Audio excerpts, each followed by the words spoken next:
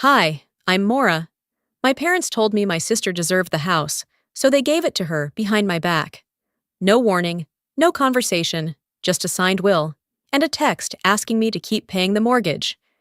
They said I was stable, the one who always understood. But what happens when the person who holds everything up decides to let it all fall? They threw her a housewarming party, in my house. Want to know how far they went to erase me? Let me tell you. It started like every other Thursday afternoon. I was at my parents' house, sitting at the dining table beneath the hum of that flickering ceiling light they still hadn't replaced. The table was cluttered, as usual.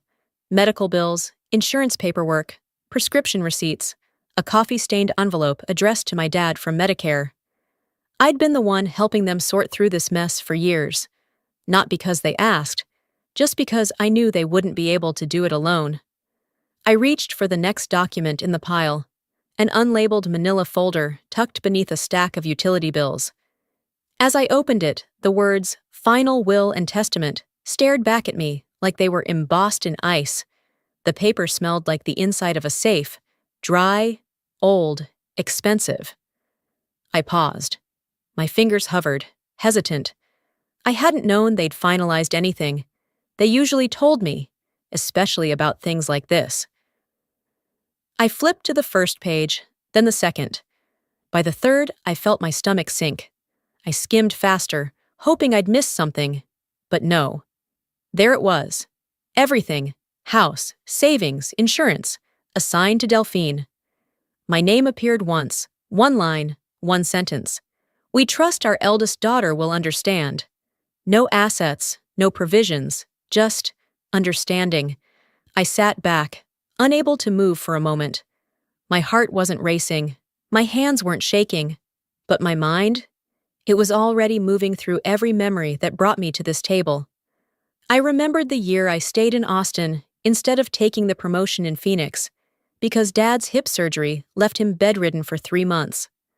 I remembered wiring $11,000 from my personal savings to cover a mortgage payment they were too ashamed to admit they'd fallen behind on. I remembered when Mom told me over the phone, "You're the glue, Maura. Not all heroes wear capes. Some just wire money quietly." She'd laughed.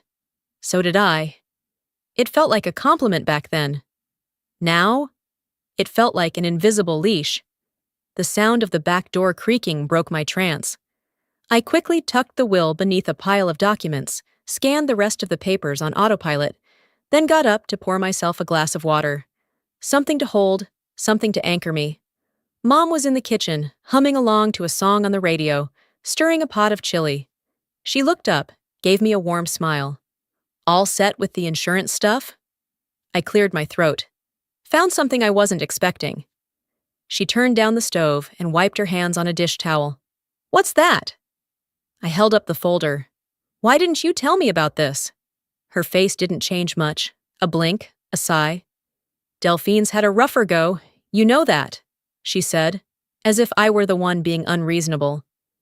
"She needs stability. You're doing just fine, Maura. You always have." Dad walked in mid-sentence, holding his tablet. He gave me a quick nod, but when he saw the folder in my hands, he looked down again. "So you left her everything," I said. My voice wasn't angry, just flat. "You didn't think I deserved to be told?" Mom's lips pressed together. "We just figured you'd understand." There it was again. The family anthem. Understand, accept, absorb. It's what I'd always done, right? I didn't yell, didn't cry. I just nodded, placed the folder on the counter, and stepped outside. The late afternoon light was cooling into that hazy gold Texas evenings sometimes have, the kind that makes everything look too soft to be real. I sat on the porch swing I'd paid to have rebuilt last year after it cracked beneath Dad's weight. I remembered the handyman asking, "Your house?" and me replying, "No, my parents', but I pay the bills." I leaned back. The swing creaked under me, the same creak I'd heard since childhood, but something about it now felt like it belonged to someone else. Maybe it always had. I could still hear the soft clatter of dishes inside, their voices muffled. Maybe they thought I'd cool off. Maybe they thought I'd come back in and pretend none of this mattered. But I stayed right there, quiet, staring past the porch railing at nothing in particular. And then I said it, low, just loud enough for the wind to catch. I'm always the one who understands. Until now. I sat on that swing until the sky dimmed into charcoal. The porch light flicked on behind me. Automatically, like everything else in that house that still ran on autopilot. I didn't go back in. I waited until I heard the clink of dishes being rinsed, the low murmur of voices tapering off. Then I slipped my keys into my purse and left without a word. 2 days passed without any mention of what I'd read. No text, no call. No one checking in to ask if I was okay. And honestly, I wasn't surprised. It's easier to keep using someone if you pretend they're unbreakable. That morning, I was at my desk in the office, finishing up a quarterly report for a client. The windows beside me stretched across the 11th floor, and even though downtown Austin pulsed below, the view felt distant, like I wasn't really inside any of it. My phone buzzed beside the keyboard. It was a text from Mom. Mortgage came out higher this month, $2,030 like always. Can you send it before Friday? That was it. No greeting, no context. Definitely no mention of the will I had found, or the fact that they'd left me out of it completely. Not even a half-hearted, hope your week's going all right. I stared at the screen for a full minute. Just digits and demand. My thumb hovered over the reply button, but I couldn't bring myself to type anything. Not a yes, not a no. The part of me that used to rush to fix things, the reflex to step in, cover the shortfall, carry the load, that part wasn't moving. I set the phone down without responding. That Friday night, I showed up for the weekly family dinner. We usually met at the same Tex-Mex place on South Lamar. Nothing fancy, just good queso and waiters who knew us by name. Delphine was already there when I walked in. She looked radiant, of course. That soft, undone kind of beauty she always wore, like it cost nothing. She was seated between Mom and Dad, her hands wrapped around a glass of iced tea, like she was starring in a commercial for wholesomeness. When I sat down, she smiled. Small. Rehearsed. The dinner started normally enough. We ordered, chatted about the rising gas prices, and made comments about the guacamole being too salty. Then, just before dessert, I asked it. Quietly. Calmly. So, about the will. Delphine blinked, then dropped her gaze like I'd just cursed in church. I didn't know you saw that, she said, voice barely audible. I didn't even ask for the house, Maura. I swear, I feel horrible. Her eyes glistened, and she dabbed them with her napkin in one of those slow, theatrical movements that look subtle to strangers, but screams cue the sympathy to anyone who's seen it before. Mom reached for her hand, squeezing it dramatically. She didn't ask for this, Maura, she said firmly. She's had such a tough few years. We just wanted her to have something solid beneath her. I looked at Dad. He kept chewing his enchilada like none of it concerned him. Then he spoke. Maura, she's just trying to survive. Don't make her feel worse. That did it. In less than 3 minutes, the entire table had shifted. I was now the villain, sitting across from the poor, misunderstood baby sister who had so much on her plate. No one said a word about the mortgage I'd been paying. No one mentioned the time I stayed on the phone with their Medicare caseworker for 3 hours when they were about to lose coverage. No one cared that the new HVAC they installed last winter only happened because I wrote a check while they were still thinking about it. None of that mattered, because Delphine cried, and I didn't. And in our family, emotion always trumped effort. I didn't defend myself. I didn't raise my voice or roll my eyes. I excused myself from the table, went to the restroom, and just stood there. Not because I needed to go, but because I needed to breathe without the weight of their expectations pressing against my ribs. When I finally stepped back out, I didn't return to the table. I walked straight to my car, slid into the driver's seat, and sat still in the parking lot. The engine idled. I pulled out my phone, opened my banking app, and scrolled to the auto-pay tab. The mortgage transfer was scheduled, like always, for the next morning. My finger hovered over the toggle switch. I didn't hit cancel, not yet, but I also didn't feel like someone who was going to keep saying yes. Something inside me didn't snap, but it did stop. And sometimes that's more dangerous. I didn't cancel the mortgage payment that night. I could have. I wanted to, but I didn't. Instead, I drove home in silence, letting the rhythm of traffic lights and static radio fill the space where outrage should have lived.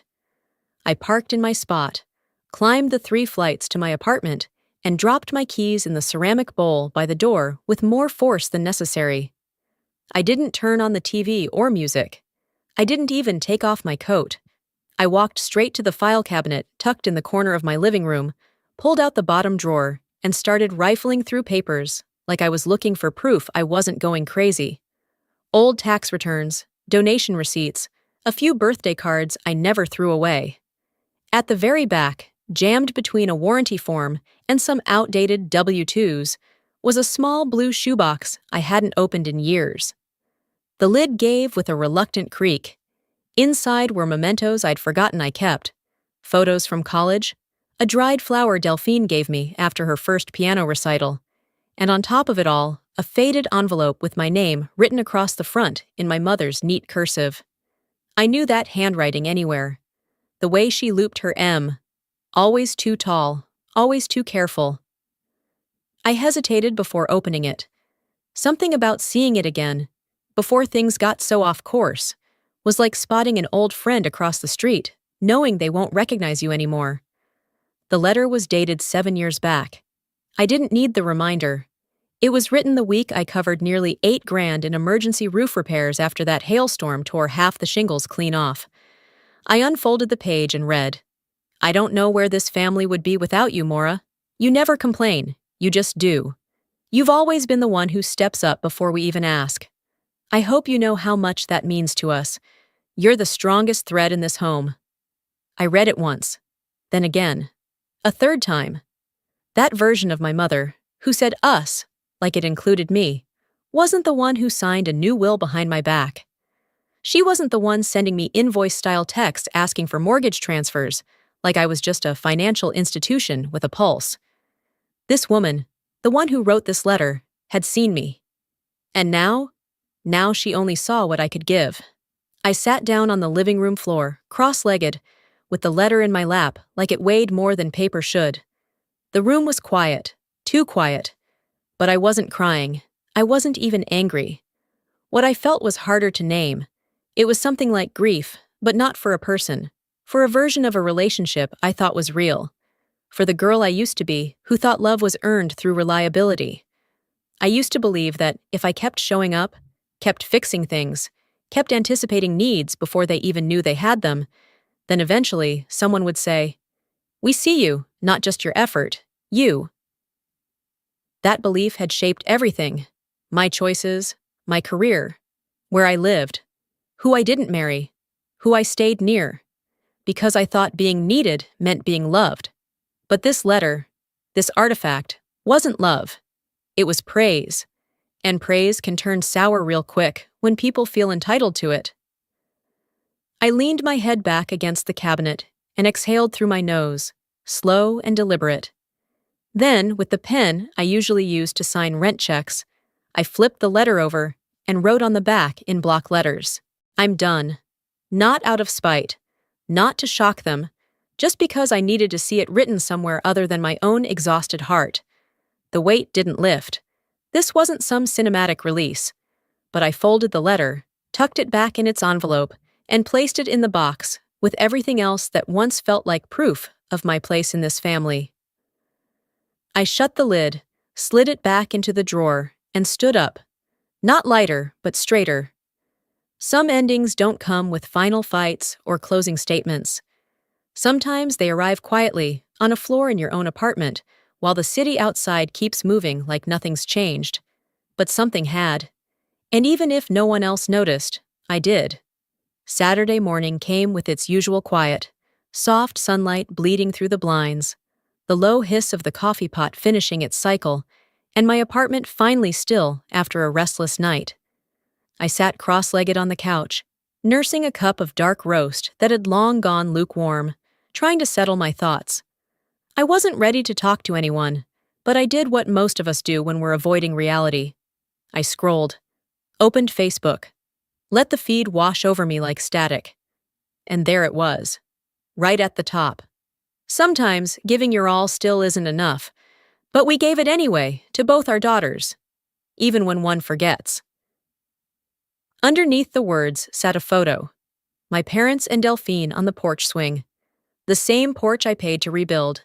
The same swing I sat on 2 nights ago while they let me disappear in silence. Delphine had her head tilted against Mom's shoulder. Dad's arm rested behind them. It looked warm, honest, familial. It looked like the kind of picture people would stop and admire, maybe even feel something about. And it was a lie. I didn't share it, didn't comment. Just stared at it for a while, long enough for the coffee to go cold and my chest to grow tight with something I refused to name. At noon, my phone rang. It was Aunt Verna. I let it go to voicemail. Then Cousin David. Then Uncle Ray. They all said the same thing in slightly different tones. "Sweetheart, what's going on? Your parents seem hurt. They said you've distanced yourself, that they don't understand why. Your mom was in tears last week, you know." None of them mentioned the will. None of them asked if I was okay.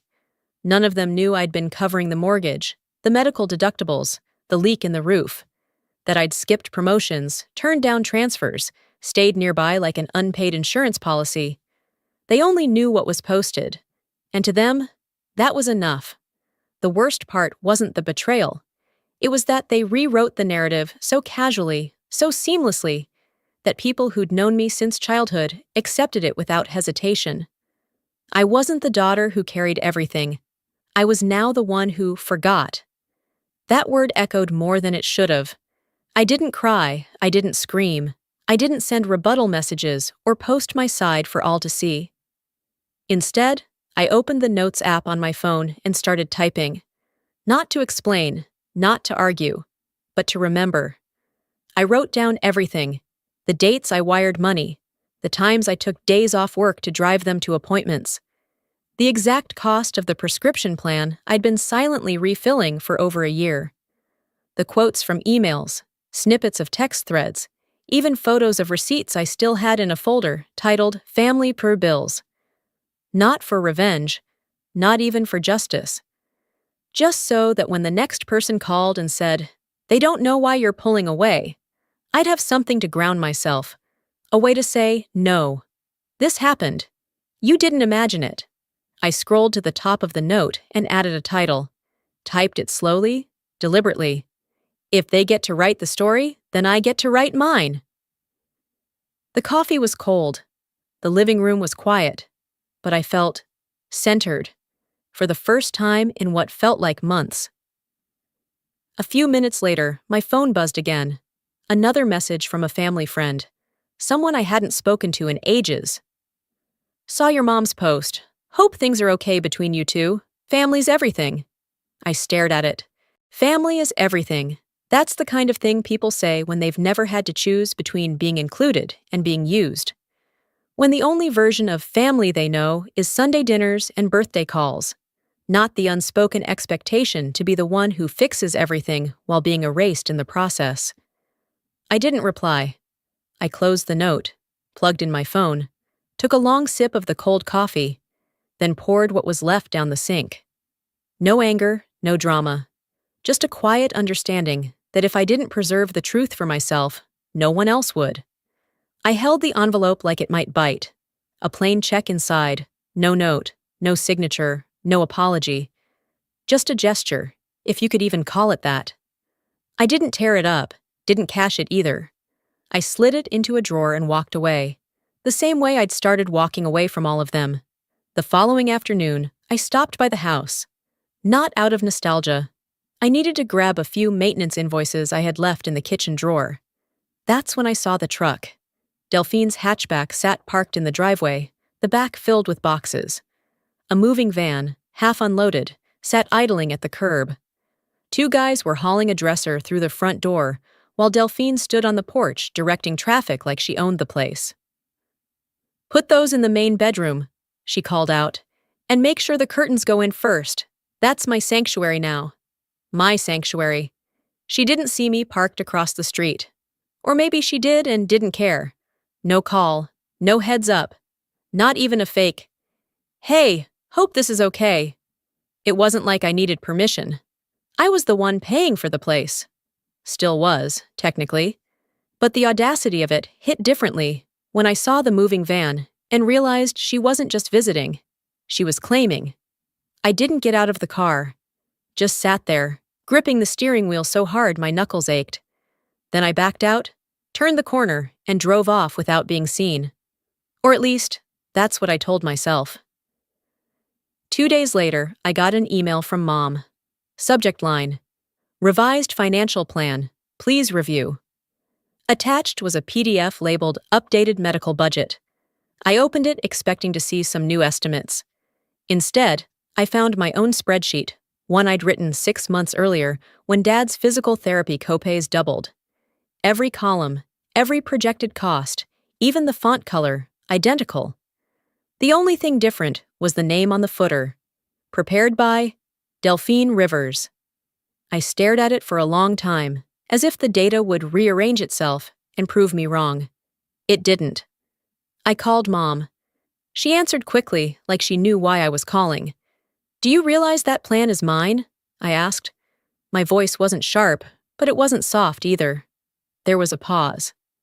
Then she said, "Delphine's trying, honey. She's not as detail-oriented as you are. Just let her have the win. It'll boost her confidence." Let her take credit for my work? She's doing her best. I hung up without replying, not out of spite, because I knew whatever I said would bounce off the walls of that house without echo. That night, I opened my laptop, drafted a message to both of them, short, direct. This is the last time I'll stay silent. I've covered the mortgage, the repairs, the hospital fees. If anything else I've created or contributed is repackaged under someone else's name, I'll treat it as misrepresentation. This is not a threat. This is documentation. I attached the original spreadsheet for reference, dated, watermarked, sent the email, closed the laptop. No response came that night, none the next morning either. But by noon, I found another envelope in the mailbox. Hand-delivered, no return address. Inside, another check, still unsigned. Blank checks say a lot. They say, "We still expect you to fix it." They say, "We know we're crossing a line, but we'd rather throw money than look at what we broke." They say, "You're not part of the decision, but you're expected to pay for the consequences." I didn't cry, didn't rant. I folded the check, filed it away with the last one, and finally, I opened a new file on my desktop. Its title, Evidence of Absence. If they were going to pretend I wasn't the one who held everything together, I'd make sure I never forgot it myself. That file stayed open on my desktop for the rest of the evening.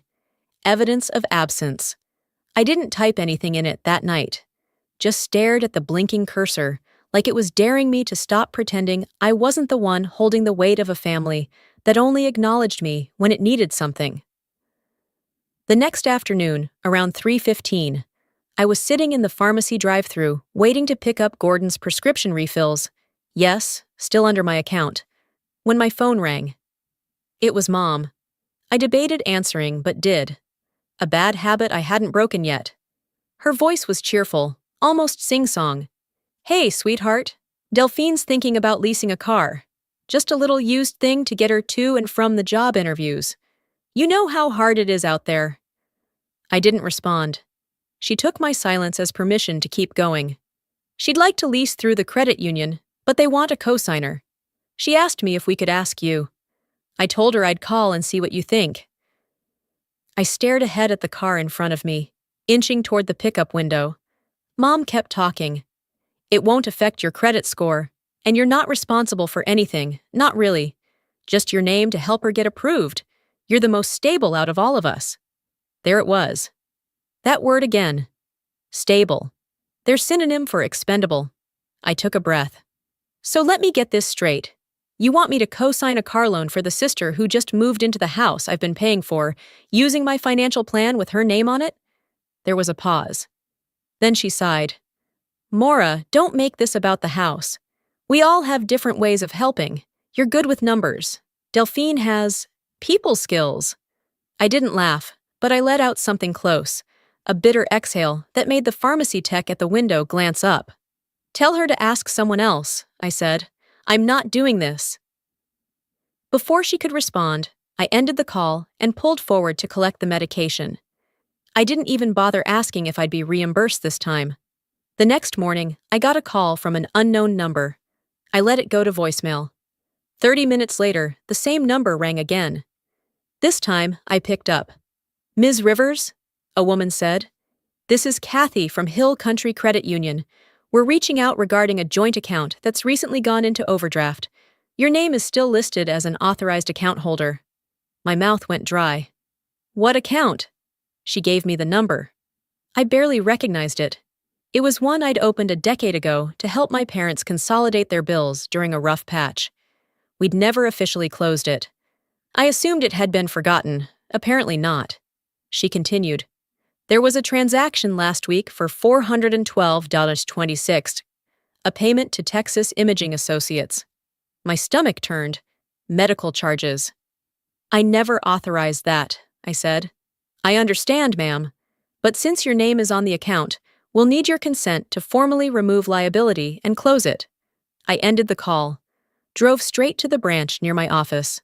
No appointments, no hesitation. It took 40 minutes to untangle myself from the mess. But when I walked out of there, my name was no longer tethered to anything with theirs on it. That night, I drafted a final email to both parents. Attached to it was a notarized letter, signed, scanned, and sealed. Effective immediately, I withdraw from any and all financial associations, formal or informal, related to Gordon Rivers, Lorene Rivers, or Delphine Rivers. This includes, but is not limited to, banking institutions, utility accounts, property deeds, vehicle titles, credit arrangements, insurance policies, and health coverage. Do not use my name. Do not forward me bills. Do not assume consent or connection. This is not a request. This is a boundary. I didn't expect a reply. I didn't need one. That evening, I poured a glass of wine, sat on the balcony, and let the silence stretch. The kind of silence that used to feel lonely. Now it felt earned. But the quiet didn't last. My phone buzzed on the armrest. A message from Delphine. That was dramatic, sis. I stared at it, half expecting more. An insult, a guilt trip, something that would twist the knife just a bit more. But that was it. 5 words. That was dramatic, sis. I didn't reply. Didn't need to. Because if drawing a line makes me dramatic, then maybe I should have started performing a long time ago. I left Delphine's message on read. 5 words, no punctuation. A brush-off disguised as sisterly banter. That was dramatic, sis. And yet, that little text rattled around in my head like a loose screw all weekend. By Saturday afternoon, I needed to get out of the house. I tossed on a light sweater, grabbed my keys, and drove to the grocery store. I wasn't there for anything in particular, just wandering aisles and trying not to think. But the universe has a twisted sense of humor. Near the checkout, I ran into Mrs. Kincaid, an old neighbor from our childhood street. We made small talk, and just as I thought I'd escaped without emotional whiplash, she tilted her head and smiled. You didn't go to the housewarming, huh? My face must have said enough because she added, Oh, honey, it was lovely. Delphine had this whole slideshow. Your folks were glowing. There were pictures of the backyard after y'all redid it. That swing set turned out beautiful. I smiled politely and nodded, feigning ignorance, then pushed my cart forward and paid for the single pint of blueberries I hadn't meant to buy. Back in the car, I sat frozen behind the wheel, the air conditioning blowing stale air into silence. Housewarming. They threw a party in the house I was still paying off, and no one had the decency to tell me. No call, no invitation. Not even a backhanded group text. Just exclusion by omission. When I got home, I searched the event on Facebook. There it was. Tagged photos, heart emojis, comments from people I barely remembered. "You're such a blessing, Delphine. Your parents must be so proud. This girl right here, she's holding it all down." Not even a single mention of me. Not one. I scrolled through the photos until I found the porch. The one I paid to have repaired. The one I stained myself with a brush at dusk while Dad sat inside complaining about the draft. There was Delphine on that same porch, posing in front of a potted fern I'd picked out, smiling like she'd been there all along. And then the kicker. Sunday morning, my phone buzzed again, this time with a tag notification from a local news article. Youngest daughter's sacrifices keep family together through health struggles. The headline sat above a glowing profile piece, a story about how Delphine had returned home to help her aging parents, how she'd stepped up during tough times, taking over household tasks and easing their burdens. There were quotes from Mom, even Dad, praising her maturity and grace. Not a word about who had covered their premiums, or the late-night calls to insurance, or the fact that their mortgage was auto-drafted from my account for 7 years. They didn't just erase me, they replaced me. I didn't cry, didn't yell. I laughed, once. Not because anything was funny, because clarity sometimes arrives as a laugh when what you really want to do is scream. I opened the document on my computer, my running archive. Dates, wire transfers, tax receipts, photos of invoices, records of every repair, delivery, payment, pharmacy pickup, bank statement. Then I opened a second tab, drafted an email, attached the file, addressed it to the family attorney who had once handled Dad's pension paperwork, BCC'd my accountant, and finally, just for the record, added my own email to the CC line. Subject: Estate discrepancy, records attached body. For documentation purposes only, please keep this on file for future reference. No further action required at this time. I didn't send it out of spite. I sent it so the truth would exist in more than just my private cloud folder. That evening, just before sunset, I poured a glass of water and stepped onto the balcony. The city moved beneath me in its usual rhythm. Dog walkers, delivery bikes, couples strolling past crosswalks they didn't quite wait for. My phone buzzed once on the table beside me. A new message. "Feeling petty now?" Delphine again. She always knew how to twist a knife with a smile. I didn't answer, didn't even open the message fully. But I did look up at the horizon and whisper, just to myself, "If truth makes me petty, then I'll own that crown." The next day, the air felt heavier, like the sky hadn't made up its mind whether to rain or just hang there, gray and waiting. I opened the windows in the living room, but kept the blinds tilted. I didn't want light, just air. Delphine's message still sat unread in my notifications, mocking me with its smug brevity. "You're being dramatic. This isn't a courtroom, Maura." Maybe not, but the truth deserved documentation, even if no one cared to read it. I didn't respond. I didn't need to. I opened my laptop, pulled up the folder I had meticulously curated over the past few weeks, and gathered the attachments. First, the full mortgage history, every payment, every date, every amount. Then the scanned copy of the original will, the one drafted before Delphine moved home, and the narrative shifted overnight. I addressed the email to the family's longtime attorney, seeked my own legal contact, and included the notary's office that handled the most recent revision. Subject line: "Let the record show. No dramatic closing. No passive-aggressive comments. Just facts." I hit send. The screen refreshed. Then I closed the laptop. 2 hours passed. Silence. No acknowledgement. No apology. Not even a typo-laden reaction from Dad asking, "Why'd you do that?" My phone rang once. Lorene. Declined. A second later, Gordon. Declined. Then a call from a blocked number. I didn't need the caller ID to guess. That one, I let ring until it stopped. Afterward, I switched to airplane mode and let the world stay out. That was the first moment in months I didn't feel like I owed anyone a response. The quiet wasn't lonely anymore. It was peace. Not loud, not dramatic. Just earned. By morning, I had made a decision. I got dressed, grabbed a folder from the kitchen table, and drove to a small title office north of town. Nothing fancy. One receptionist, two offices, a flickering coffee machine in the corner. The woman behind the desk recognized my name from the property file. I'd been listed on too many documents over the years. I signed a severance form. Officially, legally, emotionally, I was out. No more silent backing. No more financial fingerprints on a life I no longer belonged to. It took 23 minutes. I kept the signed copy in my purse. Not out of fear, just as a reminder. On the way home, I stopped by the old house. Not to go in. Not even to knock. I pulled up along the curb, walked up to the mailbox, and dropped in the house key. No note. No farewell speech. Just the clink of metal on metal as it hit the bottom. Done. I didn't wait around to see if someone peeked through the blinds. I didn't check the porch or glance at the flower bed I used to weed every spring. I turned back toward my car and drove off. That night, from my apartment window, I could see the clouds finally give in. A quiet rain painted streaks on the glass as headlights blurred below. I glanced at my phone, half wondering if another message would come.